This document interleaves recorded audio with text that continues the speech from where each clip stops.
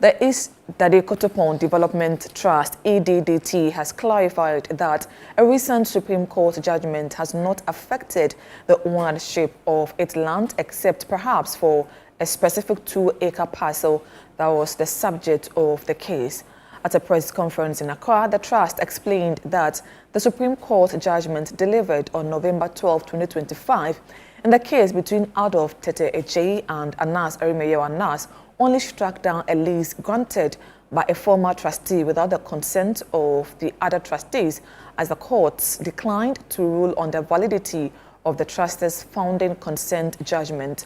Board chairman of the EDDT, Joseph Lamy, stressed that it was not a party to the case and that its land certificate remains valid and has been upheld by several Supreme Court decisions in 2019 and 2020.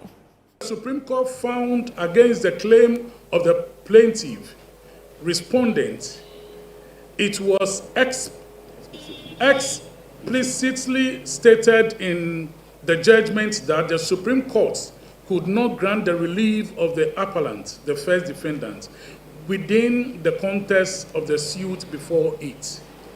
The reasons given was that the fundamental issues of the validity of the 2001 consent judgment of the High Court, creating the EDDT, as well as the 2015 consent judgment of the Court of Appeal, especially relative to the interests or otherwise of the Atata China Ache and Numo Ofuli Kwashi families, was the subject of a suit pending at a high court to be determined. To the extent that the Supreme Court declined to pronounce on the validity of the above judgment, the EDDT remained unaffected by the said judgment, except perhaps in respect of the subject matter of the suit,